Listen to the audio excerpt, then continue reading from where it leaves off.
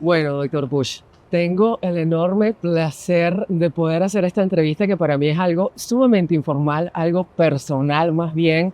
Ayer no tuvimos la oportunidad porque cerramos con broche de oro esta gira nacional de 8 presentaciones en Venezuela. Estamos hablando con el doctor Puch, médico especialista en cirugía general, cirugía del aparato digestivo, no endocrinólogo, como dijo No, no, no. conferencista, autor de 13 libros. 12.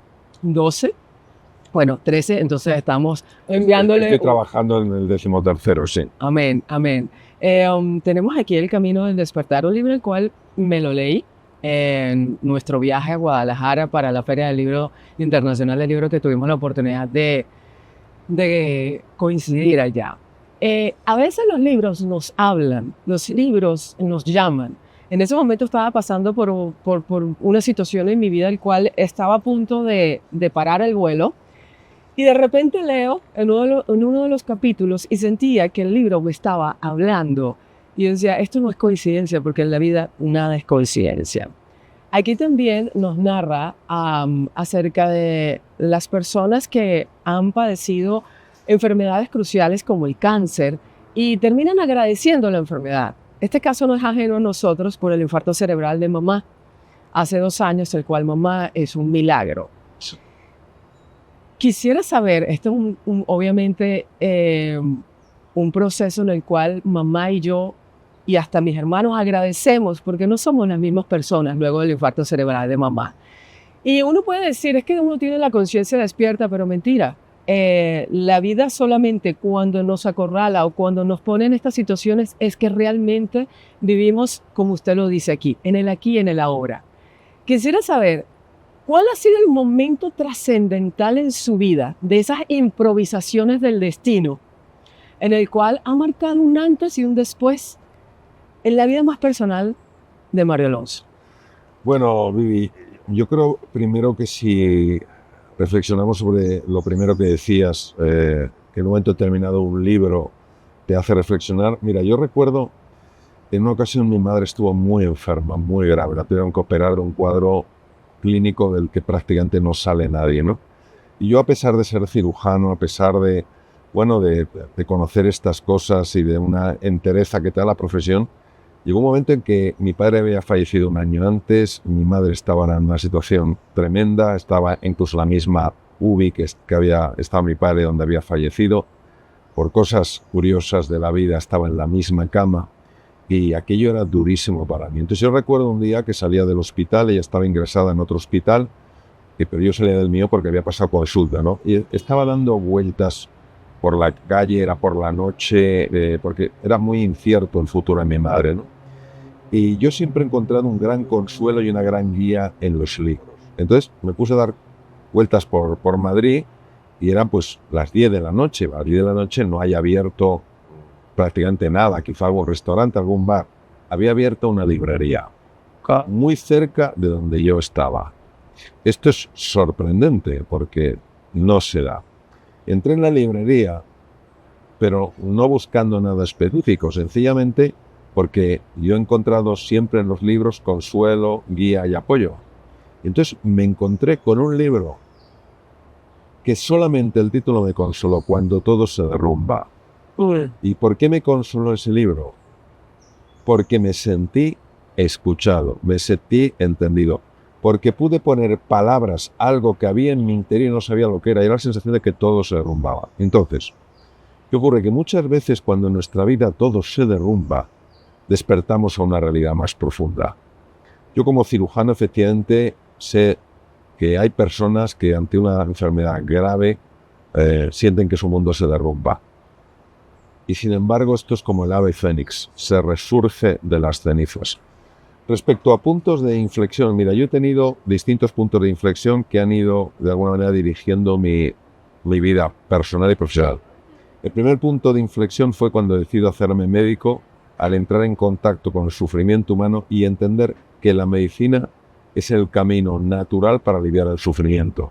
Yo en aquella época no entendía de sufrimientos mentales, de sufrimientos espirituales, solo de sufrimientos físicos. Por eso elegí medicina.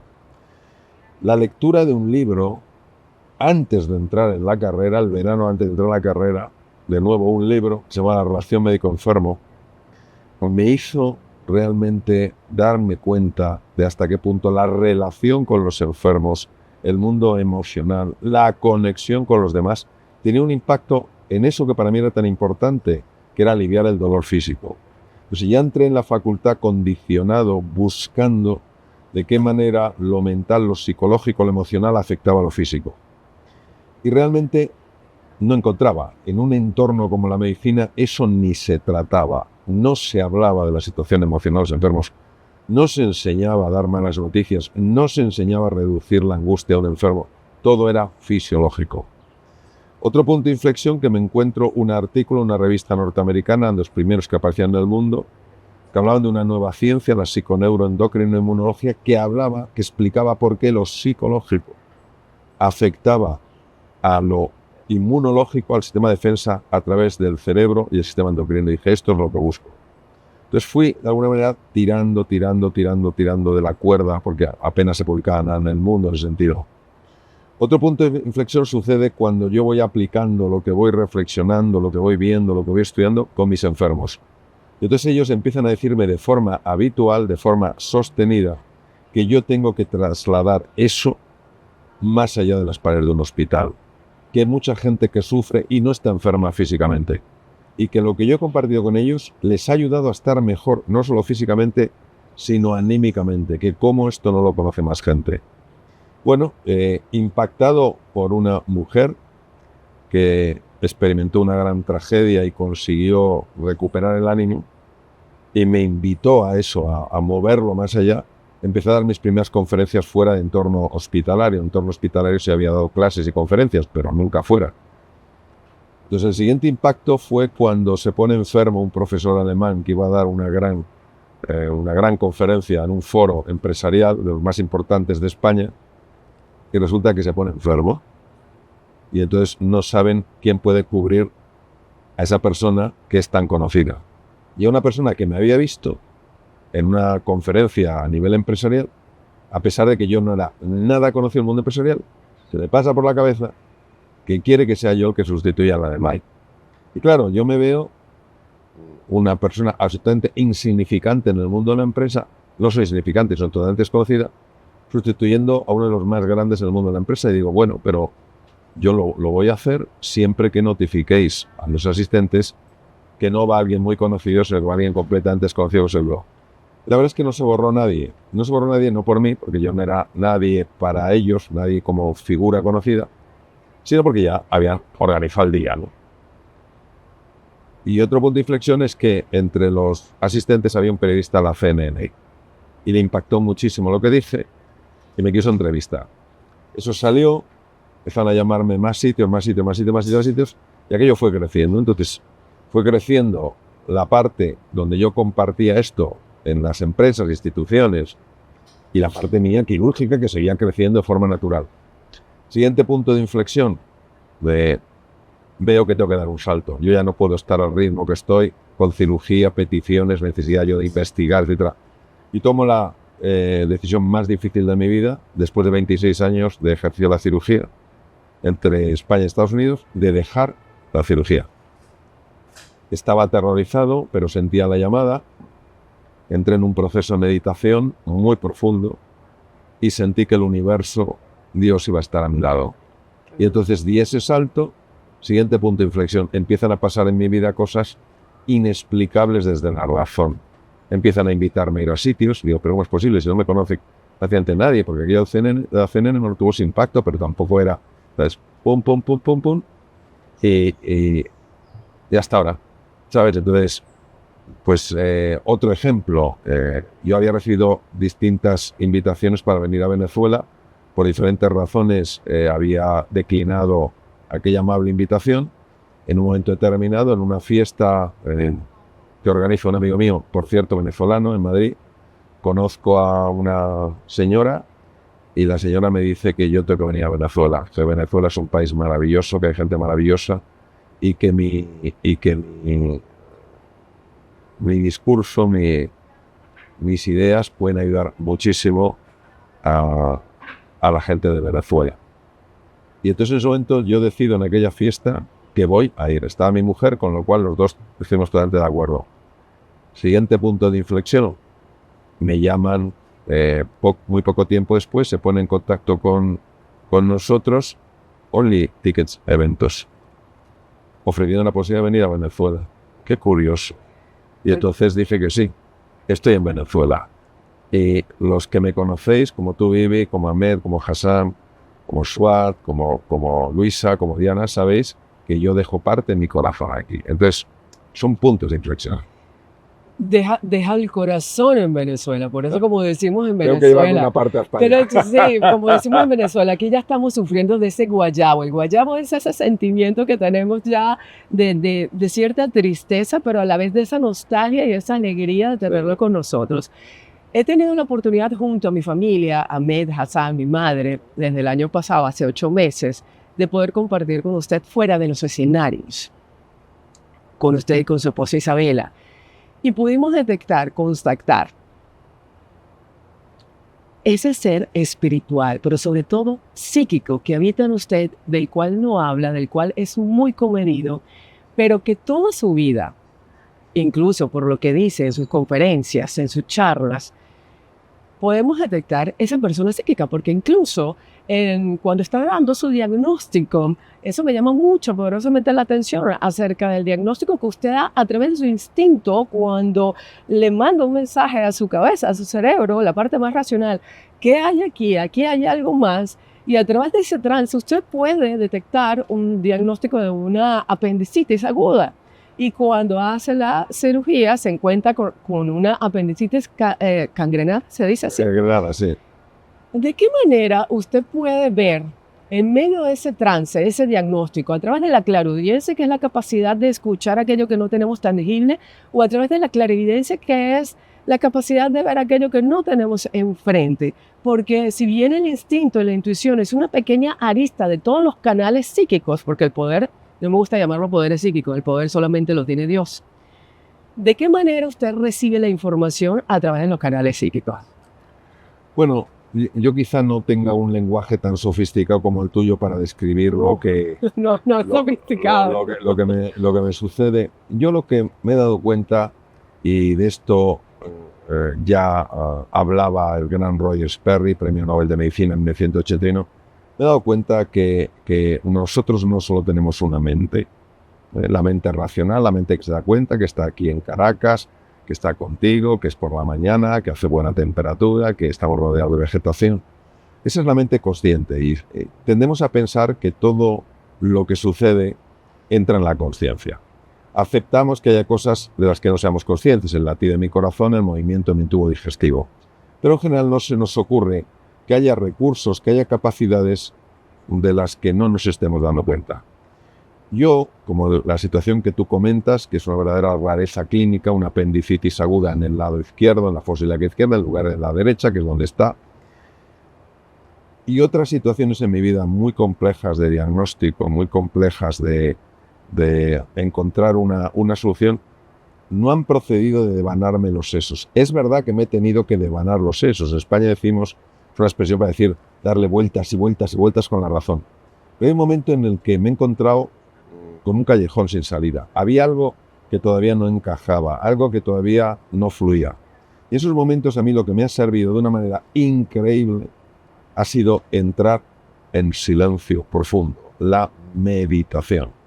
Aquietar la mente racional que mete tanto ruido y abrirme a descubrir algo que está siendo captado por otra parte de mi mente, pero que no lo puede expresar porque mete la mente racional demasiado ruido. Me ha pasado en el diagnóstico que tú comentas, una apendicitis aguda en la fosa ilíaca izquierda, en lugar de la derecha, que es donde está. Me ha pasado en diagnósticos tan absolutamente sorprendentes que hasta un catedrático se quedó impresionado de que pudiera haber podido diagnosticar eso. Y no es una habilidad singular mía, es una habilidad que todos tenemos. Si todos las tenemos, ¿por qué no lo practicamos? ¿Por qué no nos lo creemos? ¿Por qué no nos creemos que esa dimensión exista? Es como si pensáramos y viéramos el océano y diéramos por hecho que lo único que existe es la superficie del mar. Y me dice, no, hay una cosa que es el fondo del mar, con peces, con corales, con tesoros sumergidos. ¡Qué tontería! Eso no existe, ¿no? Y eso es impresionante. Otra cosa que me ha ayudado muchísimo, aparte de la meditación, pues por eso escribí el Tómate un respiro, hablando de mindfulness, ha sido caminar por la montaña o quedarme mirando el mar, solamente mirando el mar. Otra cosa que me ha ayudado muchísimo a tener estos momentos que tú hablas de como de claridad mental especial, ha sido quedarme mucho tiempo delante de una obra de arte. Sí. Voy por un museo, me llama una atención una pintura, no sé por qué me ha llamado la atención, me quedo quieto mirando esa obra de arte y he tenido experiencias realmente extraordinarias. Extrasensoriales. Exacto, en el sentido, fíjate, no sé si extrasensorial o suprasensorial, es decir, más allá de lo que los sentidos pueden captar. Es decir, tenemos un poco la idea, desde el punto de vista errónea, que el único mundo que existe es el que captan los sentidos. Hay un mundo suprasensorial, más allá de los sentidos. Lo capta algo de nosotros, una dimensión más espiritual. Los hindús hablarían de Ashna, ese centro en el entrecejo, pero hay algo que se nos escapa. Por eso, el silencio, momento de silencio y quietud, pueden ser la antesala del descubrimiento. Hablando de las dimensiones, doctor, el doctor Brian Weiss, médico psiquiatra, hace más de 22 años escribió un libro, Muchas vidas, muchos metros, un libro que a mí me marcó un antes y un después también en mi camino espiritual, porque desperté en medio de una depresión muy fuerte y sentí que me estaba volviendo loca. Y es mi madre quien ha sido siempre y sigue siendo mi guía. Él habla acerca de la reencarnación, acerca de vida después de la muerte. Está el médico, el doctor Manuel Sáenz Segarra, también, que está por sacar un libro ahorita que es Vida más allá de la vida, prologado por usted. Quisiera saber, ¿cree usted en la reencarnación? ¿Cree que hay vida después de la vida? ¿Y qué podemos hacer con tanta información? Porque uno puede decir, sí, existen otros mundos paralelos a este. ¿De qué manera esto? Se habla mucho últimamente acerca de esto. Sí. ¿De qué manera nosotros, de qué me sirve esto a mí? Sí, no cabe duda que el doctor Brian Weiss, psiquiatra, yo leí su libro hace muchos años, fue un pionero y una persona muy atrevida, porque decir eso es ponerse en el punto de mira de personas con un gran corte materialista y que desde mi punto de vista que pueden tener una forma de ver la realidad muy limitada, ¿no? No cabe duda de que hay personas que han sido capaces de decir cosas que era imposible que supieran. Esto hay montones de estudios que lo muestran. Es decir, personas que han comentado cosas que no había manera de que las pudieran conocer. Recuerdo, por ejemplo, algo que pongo en el Camino del Despertar, una historia francamente impactante en la cual una mujer con un problema mental que no se acaba de definir en la descripción de la situación, una mujer tremendamente racionalista había ido buscando ayuda a muchos psiquiatras, los cuales le habían dicho, mire, su problema es que es demasiado racional, o sea, usted es que como que no se cree nada, entonces está tan cerrada que esto le está generando una ansiedad, un conflicto interno tremendo. Jung ya era muy conocido entonces, no todo lo conocido que fue después, y ella fue a Jung. Entonces Jung era realmente también un estudioso de los sueños, igual que Freud, aunque era bastante más joven que Freud. Y ella le dijo, empezó a contarle un sueño que había tenido. Le dijo que había soñado que había estado en Egipto. Durante el sueño se veía en Egipto, país que ella no conocía, no había estado nunca, no era una mujer interesada en la egiptología. Le aparecían las pirámides, etc. Y le apareció de repente un escarabajo con unas características determinadas y que no sabía lo que significaba. En ese momento, Jung y la paciente empezaron a oír un ruido raro en la ventana, como algo golpeando. Jung fue a ver lo que era, abrió la ventana, había un escarabajo, pero de una variedad muy rara de ver, que se llama escarabajo joya. Se llama así porque parece que están esmaltados. Parece una joya. Parece una joya. Se lo llevó a la señora. Y la señora en aquel momento rompió toda su rigidez y se curó. Muy curioso, porque en el Antiguo Egipto, a mí me gusta la egiptología, en el Antiguo Egipto el escarabajo representaba la manera en la que el mundo suprasensorial es capaz de solucionar los problemas en el mundo sensorial. El doctor Manuel Sansegarra es un cirujano general de aparato digestivo, ha sido jefe del departamento de cirugía de uno de los hospitales más importantes de toda Europa, que está en Barcelona, el Hospital de Bellvitge. Y en una conferencia, yo le escuché, nos invitaron los dos a una conferencia, y él relató, es una persona de una credibilidad incuestionable, es una persona coherente, es una persona sensata, y es un cirujano. Voy a decir que los cirujanos no somos ni más ni menos que nadie, pero somos personas muy de estar en la tierra, Claro. de no elucubrar mucho. Como él había visto casos de personas en parada cardíaca que cuando eran resucitadas de manera exitosa, relataban cosas que habían sucedido en otras habitaciones y que era imposible que lo pudieran haber visto porque estaban sucediendo cuando estaban en parada cardíaca. Yo tengo un amigo al que tengo un gran cariño, se llama Gustavo Cervino, es uno de los supervivientes del accidente en los Andes. Sí, claro. Cuando voy a Montevideo siempre le veo, que tuvo una experiencia, lo que se llama experiencia cercana a la muerte. En la avalancha que quedaron cubiertos, él empezó a sentir una paz enorme, él empezó a sentir que transitaba por un mundo de luz y de repente empezó a oír Gustavo, Gustavo, Gustavo, y como algo le arrastraba, abrió los ojos y uno de sus compañeros dijo: si estabas muerto. Entonces, lo que cada vez parece más incuestionable es que la consciencia no muere con el cuerpo. No. Hay una consciencia que sigue existiendo. Por tanto, el cuerpo tiene una caducidad, la que sea. La consciencia es eterna, nunca muere. Ahora vamos a hablar sobre tu pregunta en la reencarnación.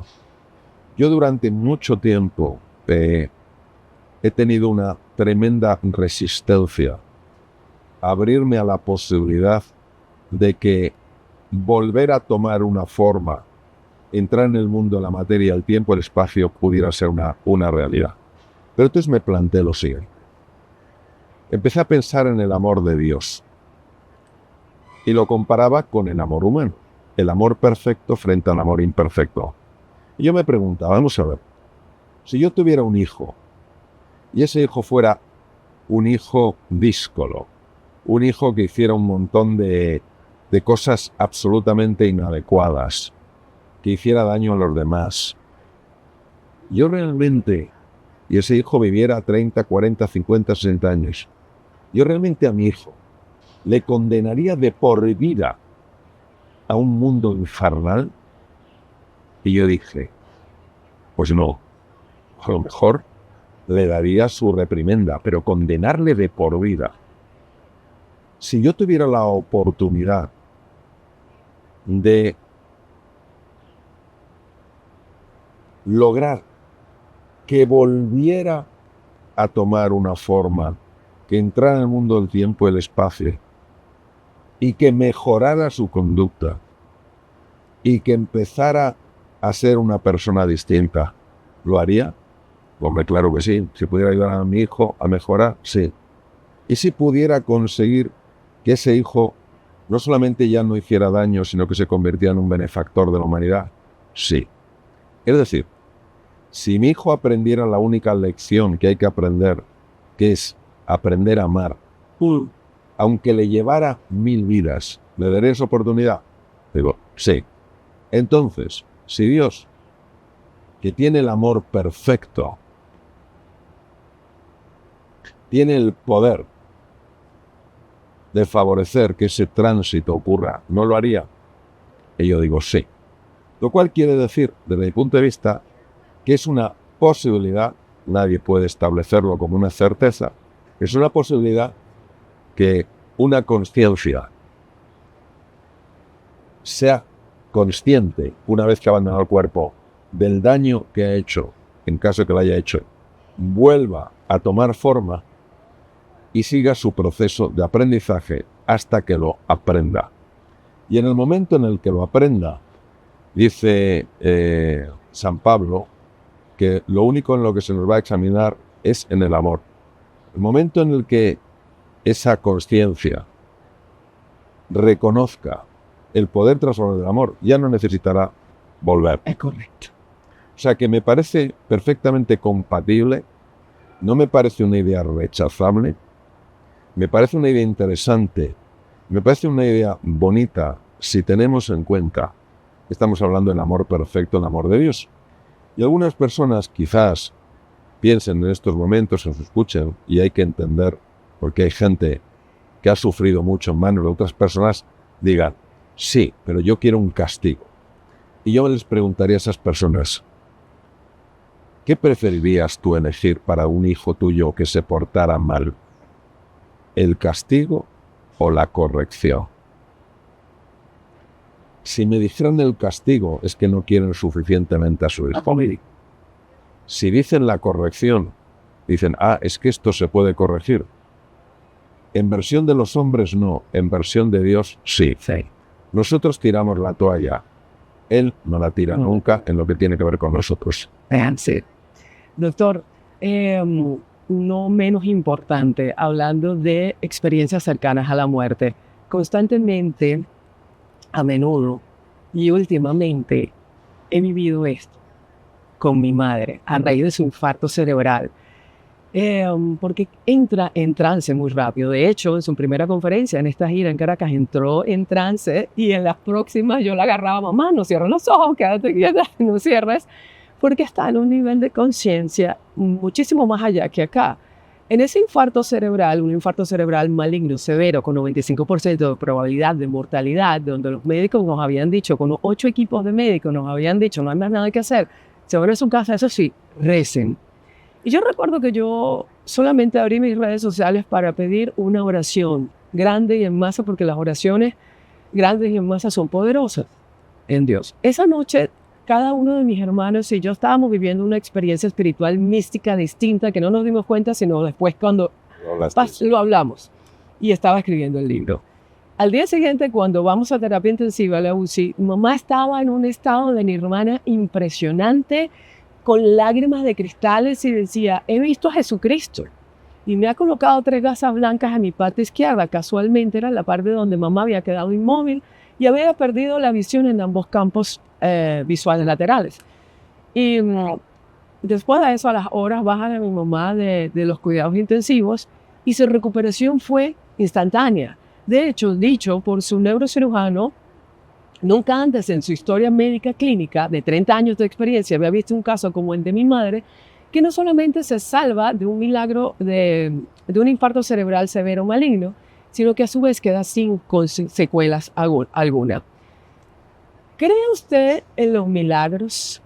Y si es así, porque esto usted lo conversa, lo narra también en su primera conferencia del año pasado, ¿qué es lo que verdaderamente hace el milagro? Porque mamá siempre ha sido una mujer de fe toda la vida y una mujer luchadora, que uno de los médicos en terapia intensiva fue muy cruel y le dijo a mi madre, mamá no sabía qué era lo que tenía, y le dijo, ¿tú sabes por qué tú estás aquí? Tú estás aquí porque tienes un derrame cerebral, pero de una manera muy inquisidora.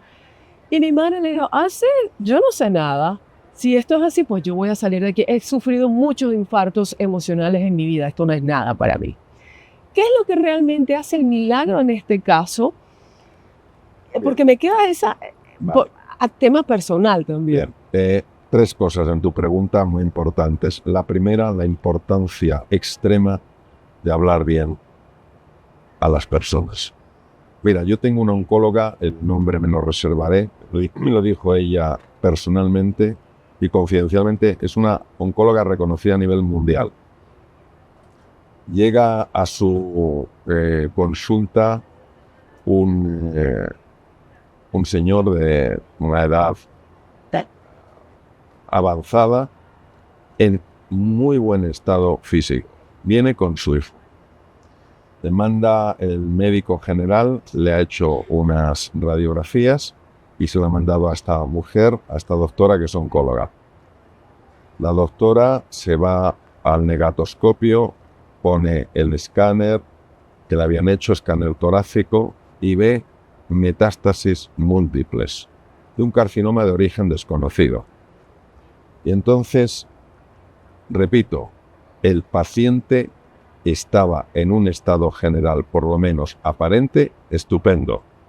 Es decir, tenía esa metástasis masiva, pero no se había expresado en un deterioro brusco del cuerpo. Llama al hijo, le llama en privado y le dice: mira, tengo noticias muy duras que darte, aunque ves que tu padre tiene buen aspecto, le has llevado porque tosía, porque tenía algunos temas, pero lo que nos hemos encontrado aquí es realmente bastante impactante.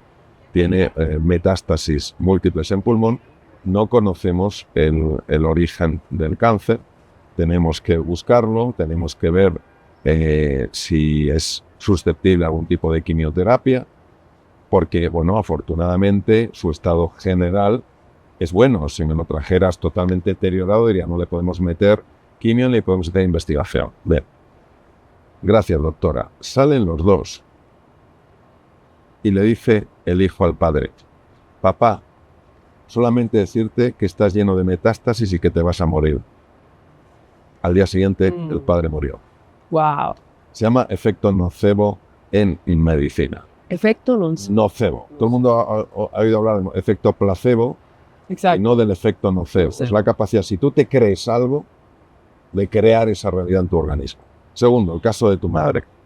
Tu madre es una luchadora, todos la conocemos, es una mujer de extraordinaria fuerza. Y es una mujer que en los momentos de dificultad, como tiene una fe real, no una fe de pacotilla, no una fe teórica, una fe real, ella sabe que hay realidades que son suprasensoriales. Y cuando le dan, no en realidad un diagnóstico, porque le pueden dar un diagnóstico, pero se lo dan en tono de veredicto. Yo digo que los médicos podemos hacer diagnósticos, pero no podemos hacer veredictos, porque no tenemos la capacidad de leer el futuro. Entonces, ¿qué pasa? Que por lo que tú me cuentas, Vivi, se lo dieron un poco como veredicto. Y ella dijo: no acepto su veredicto. Yo puedo aceptar el diagnóstico, no su veredicto. ¿Por qué? Porque yo he pasado por infartos emocionales y he salido adelante. Entonces, esa fe, como decía el gran maestro, mueve montañas. Sí. ¿Y qué ocurre con la oración? Hay estudios que se han hecho en muchos lugares del mundo, de los cuales se ríen otras personas porque no encaja en su modelo mental, que muestran que cuando una persona está orando, está pidiendo ayuda, pasan cosas a distancia, pasan cosas que la razón no puede explicar. Por tanto, a tu pregunta, ¿crees en los milagros? La respuesta es un sí más grande que el sitio donde estamos. Sí, que ya me hizo llorar. Pues sí, cada uno de mis hermanos habíamos experimentado situaciones espirituales místicas muy fuertes y he podido entender lo que son las experiencias cercanas a la muerte. Hemos podido entender a través de esos trances que a mamá le sucede a raíz de su infarto. Y entonces, en vez de rechazar lo que hemos hecho, hemos aprendido a abrazar el momento, a abrazarla, porque en muchas ocasiones nos dice: déjenme ir, porque esto que estoy viviendo es demasiado hermoso. Claro, nosotros en ese susto, pero sí hay un estado de supraconciencia que quedó marcado en ella, y es aprender a vivir. Pero bueno, ya muchas sensibilidades, me encanta, agradecida, doctor, por este espacio, por este tiempo, pero antes de irnos, quisiera que nos comentara, porque yo ya sé, pero lo único que extrañé en esta conferencia ha sido el águila calva, que lo tengo aquí. ¿Qué representa el águila calva para usted? Ten en cuenta que esta es una conferencia diferente a la conferencia que di en noviembre. Es una conferencia que la he dado en Venezuela, el primer lugar del mundo. Sí. Y es una conferencia distinta. Por tanto, las historias reales como la del águila calva o las metáforas que utilizo son diferentes porque es una conferencia distinta. Es cierto que todas llevan al mismo sitio. A una montaña, a la cima de una montaña, tú puedes subir por la cara norte, por la cara sur, por la cara este o por la cara oeste, y todas tienen paisajes diferentes. Sí. Hay montañas en el mundo que son tremendamente difíciles de escalar por una de las caras porque es es muy difícil, por la otra es más fácil, en unas hay árboles, en otras no hay árboles. Entonces, al final todas llegan a la cima. Todas las conferencias que yo imparto van orientadas al mismo lugar, pero son diferentes. Entonces, para mí, ¿qué representa el águila? El águila calva representa para mí la libertad, la mirada profunda, la mirada ancha, la mirada con alcance, el saber sobrevolar los problemas para verlos con la perspectiva adecuada. Significa esa capacidad de ver una dimensión que no se ve cuando uno mira al suelo, solo cuando uno mira al horizonte. Entonces es una metáfora que ha jugado un papel importantísimo en mi vida, en momentos complejos, porque de alguna manera me ha ayudado a reconocer que estando en la Tierra, todos somos de alguna manera seres aéreos. Totalmente. Por último, doctor, ¿qué mensaje le daría a la juventud de hoy en día? Yo tengo un enorme cariño y una enorme confianza en la juventud. Creo que muchas veces se habla de los aspectos negativos de la juventud y no de los positivos. Pondré un ejemplo. En la época del confinamiento en España, empezaron a salir de forma repetida en las noticias, en los telediarios, pues que unos jóvenes habían montado una fiesta, que ponían en peligro a todo el mundo, que no sé cuántos y tal y cual. Y no hablaban de la cantidad de miles y miles y miles de jóvenes que no salían de sus casas en un momento importantísimo para hacer amigos, para conocer sus primeros amores, sencillamente para no contaminar a sus abuelos. De eso no se hablaba. Yo creo que los jóvenes de hoy lo que necesitan es recuperar un sentido de los valores, una orientación y que se crea realmente en ellos.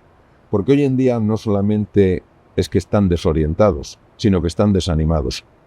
Y nosotros tenemos la responsabilidad de ayudarles a creer en sí mismos y en sus posibilidades, a saber que lo mejor está por llegar, que claro que va a implicar compromiso, determinación, persistencia, trabajo, dedicación, ilusión, pero que todo es posible, que nunca tiren la toalla.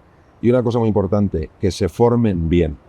Una persona bien formada en cualquier campo, no tiene que ser un campo universitario, cualquier campo, una persona bien formada, una persona que busque la excelencia, que lo que haga lo haga excepcionalmente bien, desde mi punto de vista es una persona que va a tener muchas opciones de encontrar un desempeño profesional adecuado en su vida.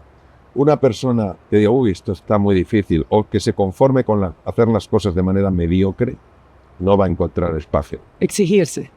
Es un exigirse con sentido. Con sentido. Es ponerle disciplina acompañado de ilusión, de entusiasmo, de perseverancia. No pensar en aquí el inteligente es el que de repente... El ego. ¿Sabes? Entonces, es un maratón, no es una carrera de velocidad, y que lo tomen con enorme ilusión porque son personas que valen mucho. Los primeros que tienen que creérselo son ellos. Y nosotros lo que podemos hacer, y creo que hemos de hacer, es cada vez que interactuemos con los jóvenes, transmitirles que les vemos llenos de posibilidades, no llenos de limitaciones. Amén. Doctor, gracias, porque siento que mi alma es mucho mejor ahora, no solamente luego de esta conversación, sino luego de toda la experiencia en estos más de 15 días, de hecho, hace 8 meses. Tu alma siempre ha sido grandiosa. Gracias. No, gracias porque siento que mi alma ha sido alimentada por usted. Bueno, gracias de corazón. Gracias a ti. Y la bendición, porque realmente nosotros tenemos que pedirle a usted la bendición por tanta luz que nos ha sembrado aquí, no solamente a nosotros, sino a nuestro país. Muchas gracias. Gracias.